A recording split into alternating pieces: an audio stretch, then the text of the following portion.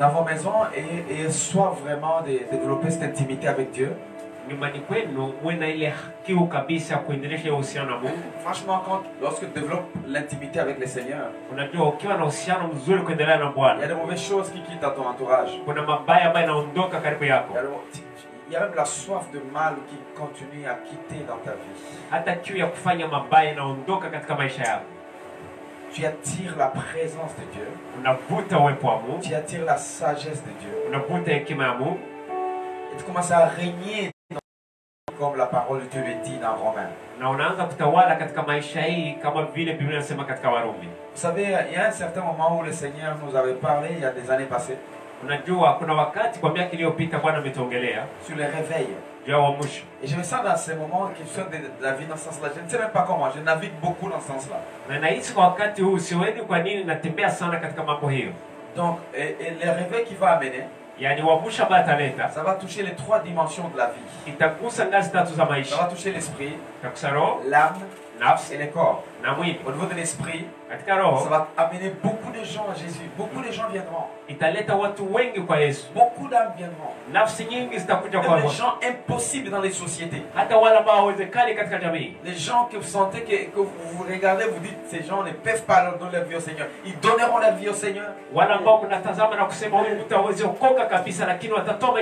Les gens qui discutent la parole disent c'est du mensonge, la Bible c'est du mensonge, mais ils vont venir au Seigneur. Les gens qui disent les églises ça vaut rien, moi je ne peux pas aller dans l'église, ils se retrouveront à l'église sans le savoir.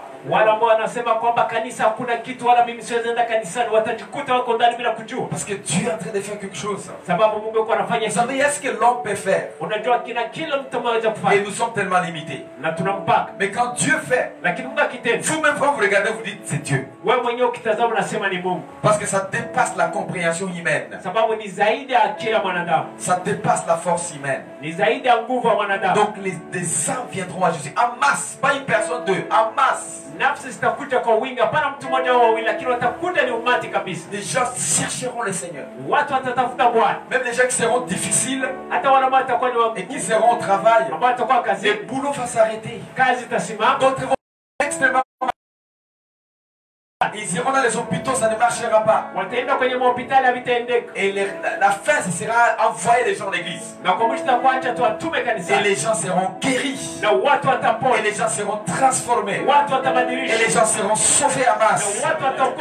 Alléluia. Ça va se faire. Et d'ici là, je commence à sentir que ça commence quelque chose. Et les gens qui seront très difficiles, qui ne seront pas prêts pour recevoir, verront les esprits familiers de la sorcellerie toucher les enfants, commencer à enseigner les enfants la sorcellerie. Et ils iront dans les hôpitaux et les psychiatres vont leur dire non, la tête est bonne, mais ça doit être quelque chose de spirituel.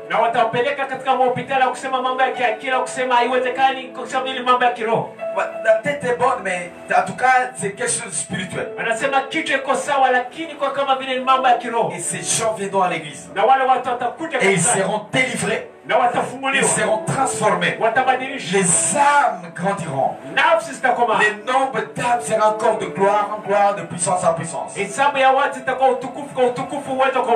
Amen, amen. Au niveau de l'âme, il y aura la connaissance qui va être élevée. Tellement que la parole viendra avec des inspirations incroyables. Vous êtes là en train de prier. Quand on vous prêche une parole, ça c'est la réponse à ma prière. Il y aura la connaissance qui va s'élever, l'inspiration qui va grandir. Les gens qui n'ont pas étudié deviendront des connaisseurs à cause de la connaissance de la parole de Dieu. Et les gens diront, ces gens ont étudié où? Juste parce qu'ils se sont donnés dans la parole. Il y aura la croissance. Les gens qui diront, on a fait la théologie, on est licencié en théologie. Quand ils feront face de ces gens qui participeront dans les réveils, ils vont trouver qu'ils ne sont nulle part. Leur niveau est trop bas. Parce que l'inspiration de ces gens sera donnée du ciel. La parole sera tellement révélée. Pendant qu'ils parleront, non, Jésus est né à Bethléem en Judée.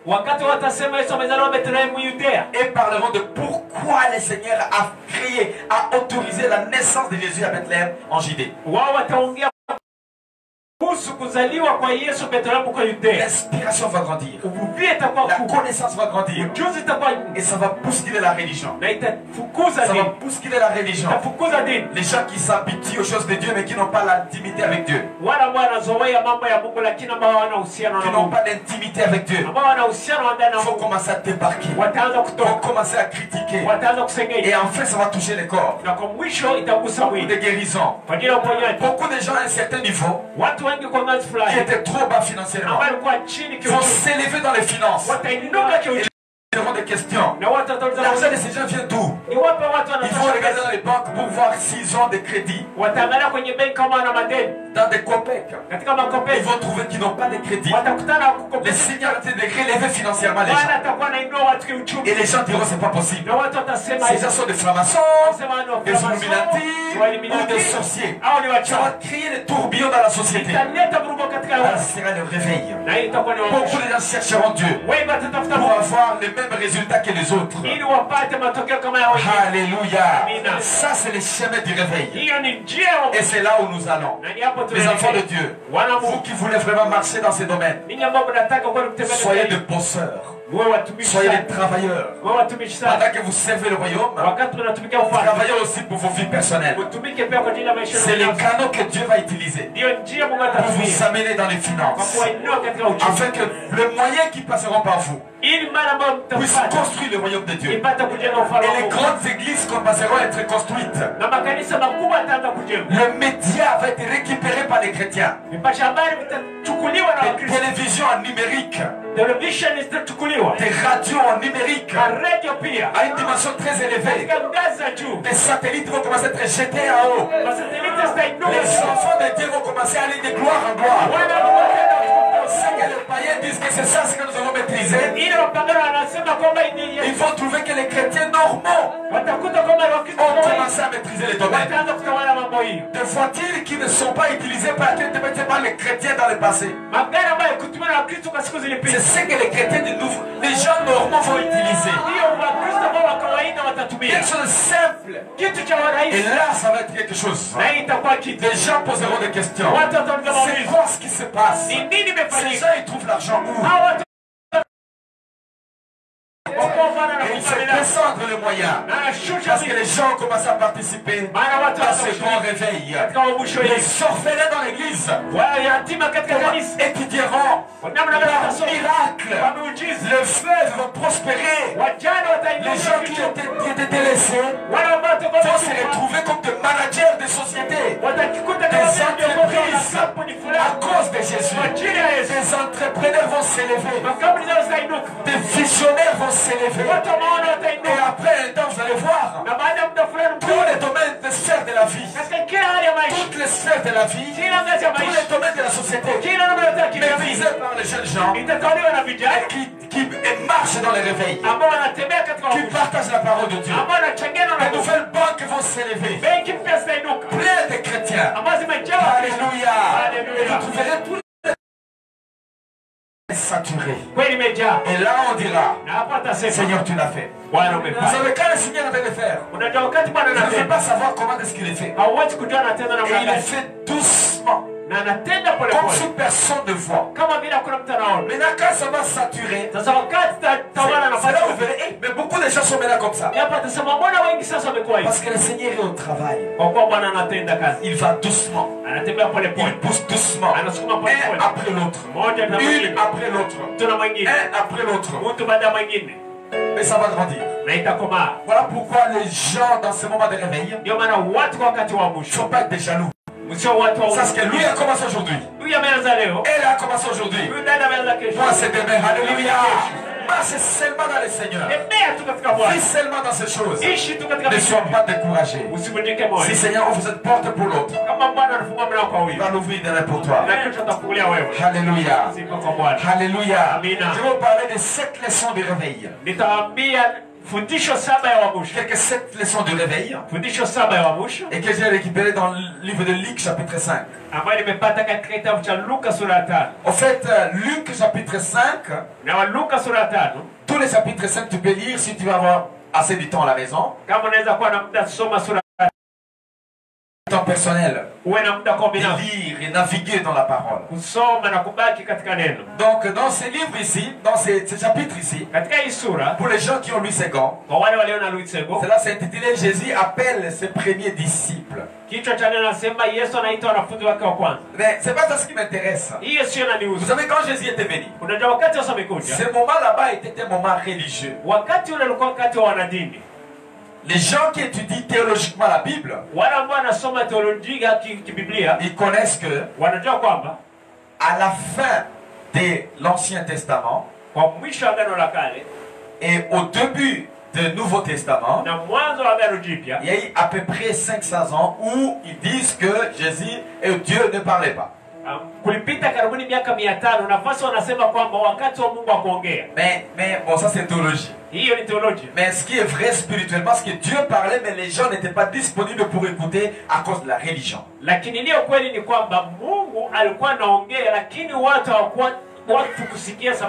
Parce que Dieu parle toujours. Maintenant, si nous endurcissons les cœurs pour ne pas écouter ce qui vient du ciel, alors Dieu, il continue à parler, mais nous, on n'écoute pas. C'est comme un poste radio. Si vous avez votre poste de radio, et si vous ne prenez pas 90.0 MHz, ce qui est Métanoïa FM, si vous ne prenez pas là-bas, vous ne m'écoutez pas.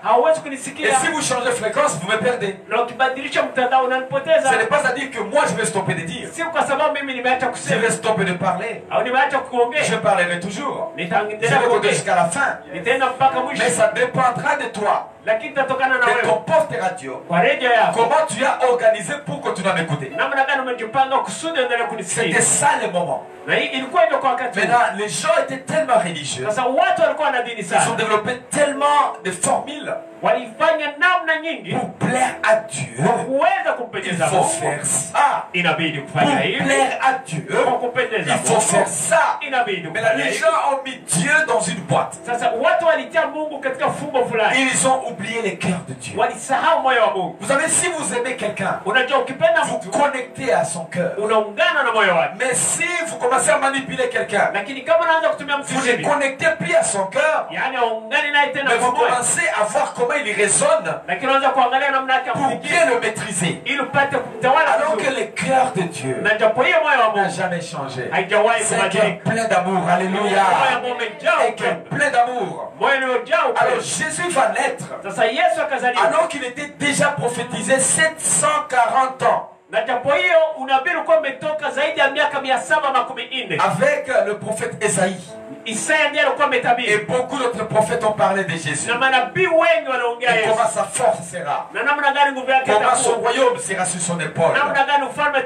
Comment ça va faire de grandes choses. Il sera le grand conseiller. Et tout ce que vous connaissez. Mais alors, quand les gens ont développé cette religion, ils ont perdu complètement la relation personnelle. Même leurs prédications étaient des prédications religieuses qui ne présentaient plus le cœur de Dieu. Vous avez pu prêcher sans présenter le cœur de Dieu.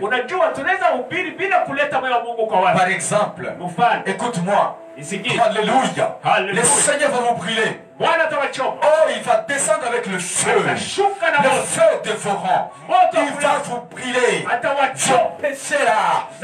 Mensonges que vous savez. Mais la bonne, c'est bien. C'est bien. Est-ce qu'on a présenté vraiment le cœur de Dieu pour attirer les masses à Jésus? Vous trouvez si vous êtes religieux? Je vois beaucoup de gens, je ne vais pas dire les noms, beaucoup de gens. Même des prédicateurs.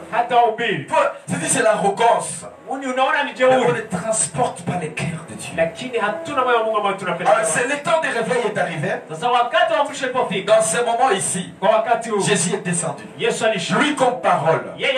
Qui est Il est venu au milieu des religieux. Mais c'est là où j'ai récupéré ses leçons. Il est né dans un négligeable. L'humilité était forte en lui. Il a grandi comme travailleur. Il a raboté. Il a scié. Il a fait les chaises. Comme tout enfant. Et les gens se posaient la question, est-ce que ça peut être un Dieu? C'est pas possible. Il ne peut pas être un Dieu comme ça. Mais là, ce n'est pas parce que tu as une grande foi. Nous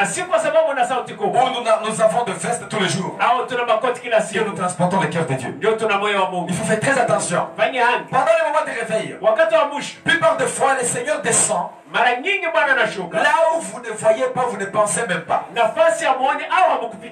vous embrouille au fait. Même aujourd'hui, si Jésus descendait physiquement, il y a des gens qui vont le rater. Parce qu'ils ont une formule de comment ils voient Dieu descendre. C'était le même cas pendant cette période. Luc 5, verset 1. Je commence par les leçons du réveil. C'est la leçon numéro 1. Quand le réveil arrive, il y a la soif d'écouter la parole de Dieu.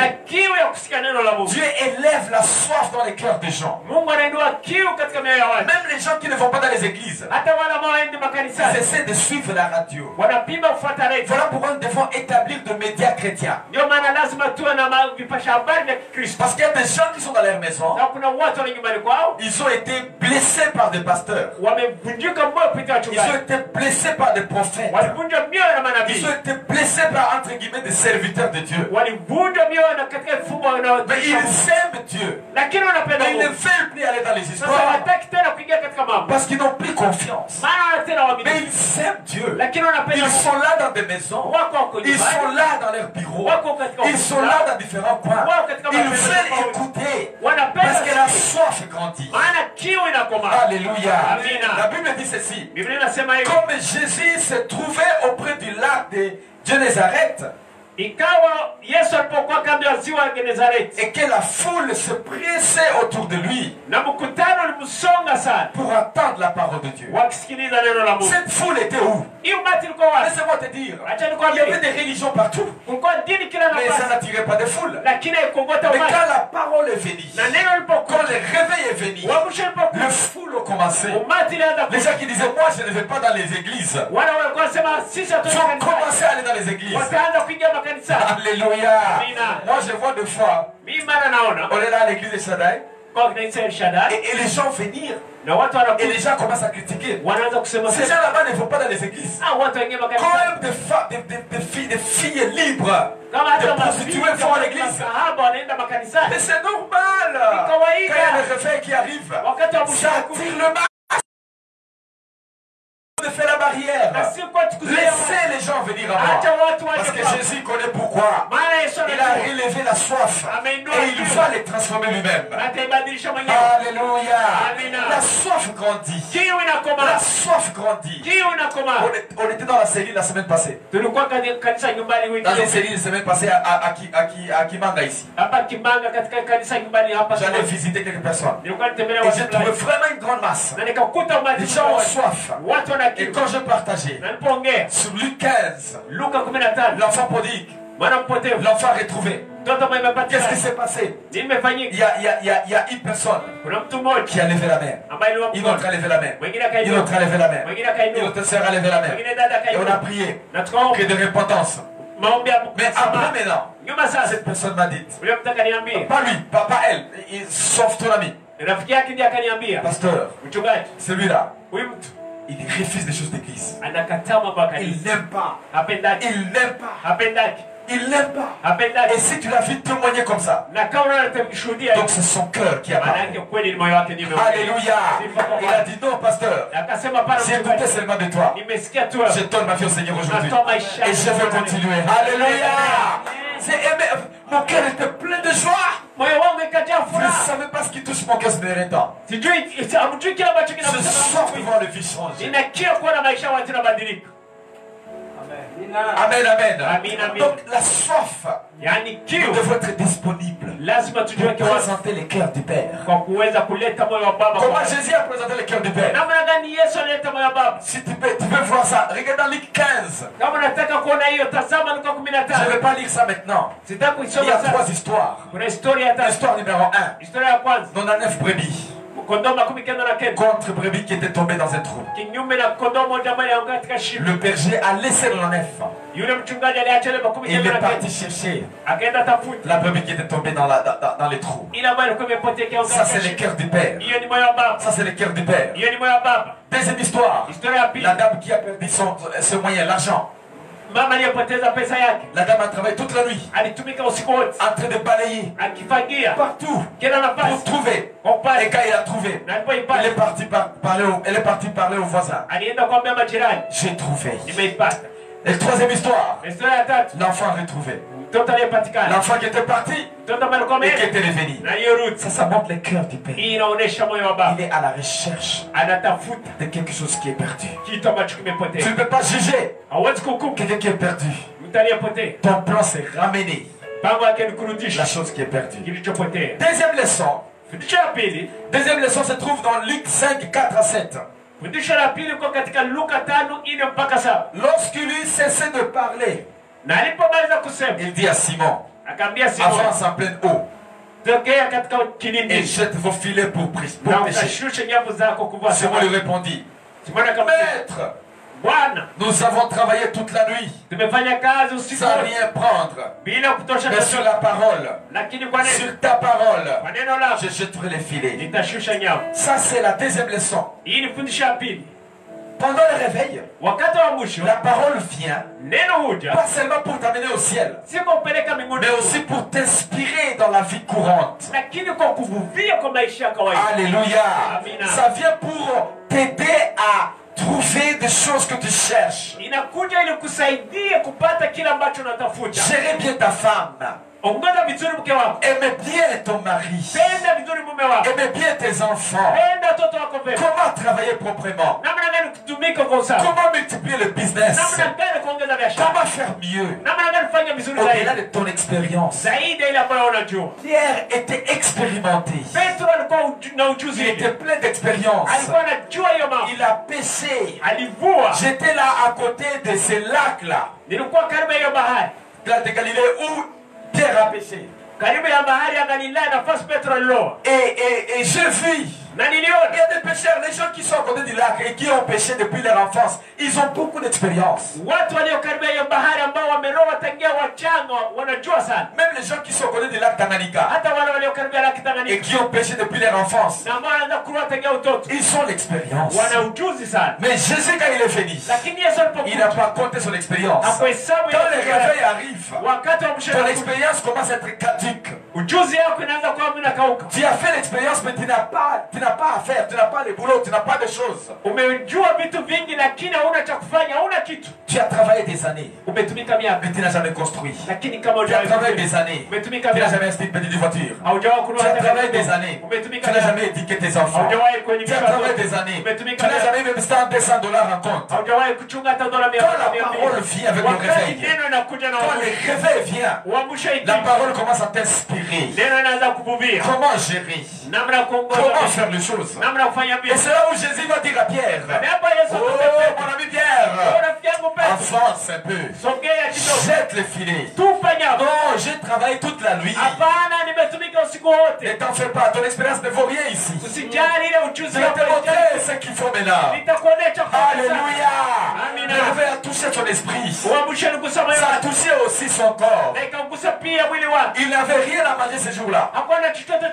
Mais tu ne peux pas recevoir le réveil et rester affamé pendant des années. Alléluia. Alors Jésus va dire à Pierre, jette le filet. Et quand Pierre a jeté le filet, il a récupéré le poisson jusqu'à ce que le filet a commencé à se déchirer. Je sens quelque chose dans mon esprit maintenant. Pendant ce moment, les âmes doivent être sauvées jusqu'à ce que les églises te déchirent. Amen. Alléluia. Sauver les âmes jusqu'à ce que Pendant ces moments, sauvez les âmes dans vos cellules. Jusqu'à ce que les maisons se déchirent. Alléluia. Les maisons se déchirent. Les chaises dehors. À cause de la soif de Dieu. Les maisons pleines. Jusqu'à mettre les gens dehors. C'est le plan de Dieu. C'est le plan de Dieu pour le réveil. Pendant que Satan a préparé le corona pour détruire l'église, Dieu a été de préparer l'église pour un grand réveil. Les âmes sauvées. Jusqu'à ce que les maisons se déchirent. Alléluia. Plein dans les maisons. Plein dans les maisons. Jusque dehors. C'est ce que Dieu veut. Troisième leçon se trouve 8 et 9. 8 et 9. Quand il vit cela, Simon-Pierre tomba au genou de Jésus et dit: Seigneur, retire-toi de moi, parce que je suis un homme pécheur. Quand le réveil arrive, ça amène la vraie repentance. Alléluia. Beaucoup de gens sont des religieux. Ils se répandent avec hypocrisie. Seigneur, toi-même tu connais le problème que j'avais. Voilà pourquoi j'ai volé là-bas. Parce qu'il n'y avait pas moyen, Seigneur. Dans le système que nous avons, il fallait vraiment, il n'y avait pas moi, il fallait que je vole. Tu ne fais que te défendre. Ça, ce n'est pas la repentance. La repentance, c'est accepter les erreurs, les consommer, les changer. Aide-moi, Seigneur. Je vais avancer avec toi. Voilà la vraie repentance. Et Pierre, on n'a pas besoin de dire répands-toi pour te repentir. C'est la bonté de l'Éternel qui te pousse à la repentance. Quand tu commences à voir que tu es pécheur, tu fais de mauvaises choses, mais la grâce de Dieu ne stoppe pas à venir vers toi. Tu dis: Seigneur, je ne peux pas résister à cet amour que tu me donnes. Laisse-moi ouvrir mon cœur, Seigneur. Alléluia. Je ne peux pas résister à cet amour que tu me donnes. Tu m'as tellement aimé. Je suis dans la boue, dans le mal, dans le mensonge, dans l'hypocrisie, dans la fornication débauche, dans le vol, dans la haine et toutes ces choses, Seigneur. Mais ton amour ne cesse pas de me toucher. Amène-moi là où tu veux. La repentance vient en toi. Tu laisses ce que tu fais. Tu veux plaire à Dieu parce qu'il t'a montré son amour. C'est le cœur de Dieu. Quand nous prêchons l'évangile, amenons le cœur de Dieu. Et c'est Jésus. J'ai pas dit à Pierre: répands-toi. Répands-toi, Pierre. Oh, je vais faire le miracle ici. Alléluia. Répands-toi, Pierre. Tu veux avoir le poisson? Répands-toi, Pierre. Non, vous n'avez pas la plénitude de l'esprit. Quand vous êtes plein de l'esprit, plein d'onction, ça ne demande pas tout ça. Des réponses viennent. Et parce que les gens voient clairement ce qui s'est passé, ils donnent leur vie au Seigneur. Alléluia. Pierre ici a dit: pars, Seigneur. Je suis pécheur. Je ne mérite pas. Retire-toi, Seigneur. Car l'épouvante l'avait saisi. Lui et tous ceux qui étaient avec lui, à cause de la pêche qu'ils avaient faite. Quand le réveil arrive et ça touche des réponses, les gens commencent à dire: ces gens là-bas, qu'est-ce qui se passe là?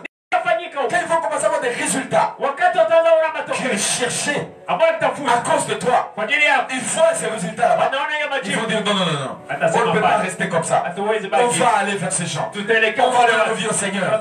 Et vous trouverez de masse venir. Tout le plan de Dieu, c'est réveiller la société. Réveiller les masses. Réveiller les masses. Quatrième leçon, c'est dans Luc 5, 12 à 13. Ni Luka 5:12 mpaka 13. La Bible dit ceci. Jésus était dans une de villes. Et voici un homme couvert de lèpre. L'ayant vu, tomba sur sa face et lui fit cette prière. Seigneur, si tu le veux, tu peux me rendre pire. Jésus étendit la main, le toucha et dit, je veux, sois pur. Aussitôt la lèpre le quitta. Alléluia. Quand le réveil arrive, la parole est toujours accompagnée de miracles. Amen, amen. La parole est accompagnée de miracles.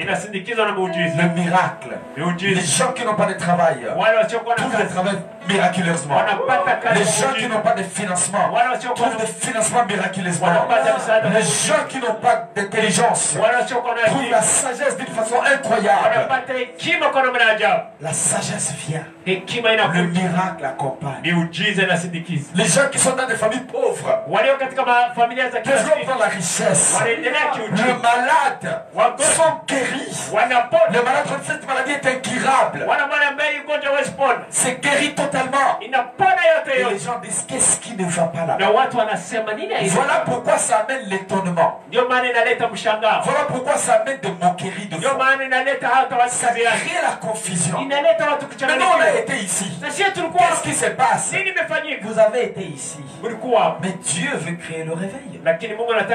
Et il utilise n'importe qui a un cœur disponible pour être utilisé pour ça. Vous savez, la parole amène la sagesse. La sagesse. La parole amène la sagesse. Et c'est la sagesse qui nous aide à régner dans ce monde. Tu ne peux pas régner dans ce monde sans la sagesse. Tu peux mourir tôt sans la sagesse. Tu vas devant le fusil parce que tu penses que tu as la foi. Demandez à Étienne. Il a été lapidé à mort. Elle était trop jeune. Maintenant, plus on grandit, nous avons la foi bien sûr, mais soyons dans la sagesse. Soyons sages. Il y a des choses dans lesquelles on ne doit pas s'impliquer pour conserver nos vies, afin d'être utilisés par Dieu pendant des années. Les finances, par exemple, ça ne demande pas la prière. Beaucoup de gens ont prié, n'ont pas de finances. Mais les finances sont attirées par les sages. Amen, amen. Les investissements, ce n'est pas pour les gens qui prient. Non, non, non, non, non. Ce n'est même pas pour les gens qui cherchent le miracle. C'est pour les sages. Parce que quand quelqu'un est sage, il sait investir. Il sait multiplier. Il sait mettre de côté. Il sait épargner. Il sait qui peut être mon ami et qui ne peut pas être mon ami. Il sait ces choses. Et voilà pourquoi les sages progressent toujours. Mais là, la parole amène la sagesse. La parole amène la connaissance. Dans les réveils, c'est toujours accompagné par le miracle. Pourquoi? Quelqu'un né dans une famille pauvre, il grandit dans la sagesse divine, il a les choses de Dieu. Miraculeusement, il tombe dans des moyens et sa vie est transformée parce qu'il est sage et le miracle est accompagné. Sa vie change et les gens sont étonnés. Celui-ci, c'est les... Comment ça peut se faire? Demande Esther dans la Bible. Né dans une famille esclave. Sa famille devait mourir. Elle n'avait rien. Mais elle avait la sagesse. Parce que dans une famille où les gens priaient, les gens aimaient la parole. Il y avait la sagesse en elle. Mais il fallait que Dieu organise un miracle afin qu'elle prenne une position d'influence pour protéger la famille d'Israël. Voilà ce que j'ai dit. Pendant les réveils, il y a la parole qui amène la sagesse accompagnée par de miracles. Alléluia. Pas seulement lui. C'était comment? Le réveil à cette période-là devait libérer les enfants d'Israël. Devait libérer l'enfant d'Israël. Qu'est-ce qui s'est passé? On va ramasser Moïse. On va l'amener encore en Égypte. Il y avait la parole. Il était sage. Mais il fallait une chose. Il fallait que son fouet puisse se transformer en serpent. Afin de manger les serpents en Égypte. Qu'est-ce qui s'est passé? La sagesse, la parole, accompagnée au miracle. Pour que le réveil explose. Alléluia. Voilà pourquoi je proclame le miracle de ta vie. Au nom de Jésus. Reçois le miracle. Reçois ce que tu veux. Reçois ce que tu veux. Que les malades soient guéris. Que les gens qui veulent se marier se marient. Au nom de Jésus. Les gens qui veulent le boulot qui trouvent le boulot. Au nom de Jésus. Les promotions qui trouvent les promotions. Au nom de Jésus. Alléluia. Sois élevé. Prise de l'onction. Allez encore au-delà. Toutes les personnes sur lesquelles tu vas mettre le main. Qu'ils soient guéris au nom de Jésus. Est-ce qu'il faut le miracle? Que le miracle t'accompagne. À la maison comme ici dans les studios. Au nom de Jésus-Christ. Alléluia. Le miracle. Dans le réveil, la parole est toujours accompagnée par des miracles. Voilà pourquoi ça crée l'étonnement. Ça crée les changements. Ça crée des suspicions. Comment ça? Comment ça? Comment ces gens ça? Alléluia. Alléluia. Or le Seigneur est bon. Alors, 5e leçon. Je vais parler seulement de cette leçon. Et je vais stopper. 5e leçon se trouve dans Luc 5:15. Sa renommée se répandait de plus en plus. Et les gens venaient en foule pour l'attendre et pour être guéris de la maladie. Pendant le moment de réveil, les gens qui sont utilisés sont beaucoup critiqués. Les gens parlent d'eux. Dans les bons comme dans les mal. Mais ce qui est vrai, ce qui est parlé, ça attire beaucoup de gens. Ça attire beaucoup de gens dans les domaines de curiosité. Ils veulent voir, ils veulent écouter, ils veulent regarder. Qu'est-ce que je vais dire? Si le Seigneur t'utilise, je sais que Dieu t'utilise. À la maison t'utilise. Et l'espoir de ces livres, je sais que Dieu vous utilise là-bas, là où vous êtes. Une chose que je vais vous dire, les gens parleront de vous négativement ou positivement. Mais là, ce qui est intéressant, continue. Amen, amen. Continue. Les gens qui rient viendront et retrouveront la vie. Les malades seront guéris. Vous savez, à la langue, vous serez payé au centime. Parce que Dieu paye. Il ne peut pas être utilisé par Dieu. Comme Jésus a utilisé la barque de Pierre. Et tu laisses et que ton histoire ne puisse pas rester sur la terre. Si nous parlons de la barque de Pierre, c'est parce que ça a été utilisé dans les réveils. Amen, amen. Dis-moi, la barque c'est quoi? C'est juste un morceau de planche. Si on peut parler de planche, combien a plus forte raison toi? Alléluia. Laisse-moi parler de toi. Je proclame dans ta vie que les générations parlent de toi au nom de Jésus. Que Ophir ne puisse pas oublier ton nom. Que les Congo ne puissent pas oublier ton nom. Que ton nom soit parlé même au-delà des frontières. Au nom puissant de Jésus. Parce que tu t'es mis disponible à être utilisé par Dieu. Amen, amen. 6e leçon. 17 à 20. Un jour Jésus a enseigné. Des pharisiens et des docteurs de la loi étaient là aussi. Il y a toujours des religieux.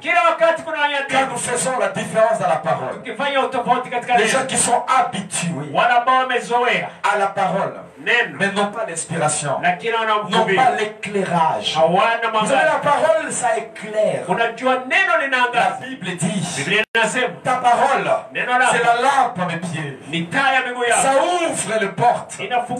Ça éclaire dans l'obscurité. Mais des fois on est dans l'obscurité. Et on a la parole. On ne voit rien. Ça veut dire que vous n'êtes pas éliminé. La Bible dit que les docteurs de la loi étaient aussi là. Ils étaient assis. Venus de tous les villages de la Galilée, de la Judée et de Jérusalem. Et la puissance du Seigneur s'est manifestée par des guérisons. Et voici des gens portant sur un lit un homme qui était paralytique. Et à le placer sous ce regard. Comme ils ne savaient pas par où l'introduire, à cause de la foule, ils montèrent sur le toit et descendirent par une ouverture avec son lit au milieu de l'assemblée. Devant Jésus. Voyant leur foi, Jésus dit: Homme, tes péchés te sont pardonnés. Ça m'intéresse ici. Sixième leçon est que plus on continue dans le réveil, plus on perce. Même les curieux qui n'ont pas de foi, en venant nous rencontrer, ils les trouveront sur leur guérison. Ils les trouveront sur leur miracle. Alléluia. Les gens vous chercheront à la maison et partout. Pendant que les religieux seront en train de regarder, ils te critiqueront. Les gens viendront vers toi pour dans 30-32.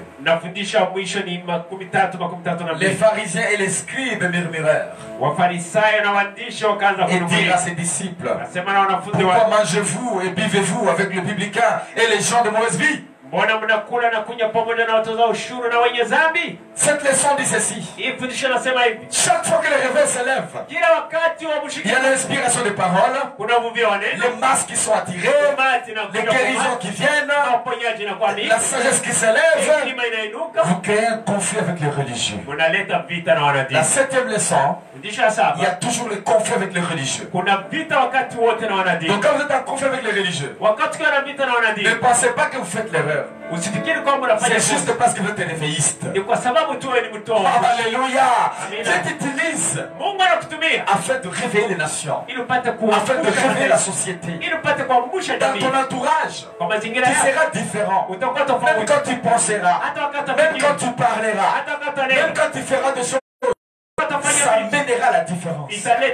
Ça seulement, ça va créer les conflits. Alléluia. Les pharisiens étaient là, les scribes étaient là, et ils ont commencé à murmurer. À cause de quoi? Parce que Jésus a amené le cœur de Dieu dans une maison. Au verset 31. Jésus, donc avant, on dit que Jésus mangeait avec les gens de mauvaise vie. Combien de gens ont dit? Pasteur Alébé, il accepte tous les pécheurs là-bas. En fait, s'il était Jésus aujourd'hui, ce serait la même chose. Je t'encourage, si tu veux vraiment collaborer avec le cœur de Dieu, ouvrez la porte. Laisse que le pécheur vienne. Laisse que les faibles viennent. Laisse que les gens qui sont chassés ailleurs viennent. Laisse que les gens qui sont faibles viennent. Tous les sorciers viennent afin qu'ils trouvent le salut, afin qu'ils trouvent la joie dans le Seigneur. Et ils vont laisser leurs histoires. Ils vont se débarrasser de leurs histoires. Parce qu'ils ont des fardeaux sur leur tête. La sorcellerie, c'est un fardeau. C'est un fardeau. L'impudicité, c'est un fardeau. L'hypocrisie, c'est un fardeau. La haine, c'est un fardeau. Le tribalisme, c'est un fardeau. Les conflits, c'est un fardeau. Beaucoup de choses sont des fardeaux. Il faut les amener à Jésus. La seule solution que nous avons, amenons le fardeau à Jésus. Et la Bible dit, il faut nous reposer. Alléluia. Et c'est seulement le moment du réveil. Les moments où nous sommes dans le réveil. C'est là où nous pouvons trouver le repos. Les religieux vont vous dire, laissez d'abord ça, laissez d'abord ça, afin de venir. Ce n'est pas ça la parole de Dieu. Et les religieux ont commencé à condamner Jésus. Il marche avec les gens de mauvaise vie. Et Jésus a dit au verset 31, Jésus prenant la parole leur dit, ce ne sont pas ceux qui se portent bien qui ont besoin de médecins, mais le malade. Donc quand tu vis dans le réveil, le problème que tu as, c'est le conflit. Les gens vont faire des réunions contre toi. Pas parce que tu es mauvais, parce qu'ils ont un cœur religieux. Ils vont parler mal de toi. Ils vont chercher à détruire ta réputation. Voilà pourquoi le réveilliste qui sont là, ne cherchez pas la réputation, ne cherchez pas à être aimé par les gens, parce qu'après tout le monde est religieux, le monde est négatif, le monde n'aime pas la vérité. Restons dans la lumière. Dieu qui nous a appelés nous protégera. Dieu qui nous a appelés va nous promouvoir. Dieu qui nous a appelés va nous financer. Dieu qui nous a appelés va nous protéger. Dieu qui nous a appelés va nous mettre sur la montagne. Afin que tout le monde qui regardera nous sommes illuminés à cause de la parole de Dieu. Que le Seigneur vous bénisse. Que le Seigneur vous guérisse. Que le Seigneur vous élève. Que le Seigneur vous transforme. Que le Seigneur vous utilise tous les jours de votre vie. Au nom de Jésus. Je prie pour les gens à la maison. Je prie pour les gens de Turakwa. Le Seigneur qui est ici aujourd'hui. Tu es là. Tu dis non, moi. Je suis buveur. Je suis ivrogne. Je suis impudique. Je suis sorcier. Je fais beaucoup de mauvaises choses. Je suis pas dans le Seigneur. Je vais t'inviter ce soir. Je vais t'inviter ce soir. Dis Seigneur Jésus. C'est ça, c'est la seule solution. Tu ne peux pas te changer toi-même. Tu ne peux pas te transformer toi-même. C'est seulement Dieu qui peut te transformer. On n'a pas été comme ça 10 ans, 15 ans passés. Le Seigneur transforme nos vies tous les jours. J'ai donné ma vie en 98. En tout cas, et le Seigneur m'a touché. Ma vie était complètement transformée. Oui, je ne suis pas parfait. Je ne suis pas parfait. J'ai encore des erreurs. Les gars, je regarde derrière. Beaucoup de mauvaises choses que je faisais. On tombait sur la route.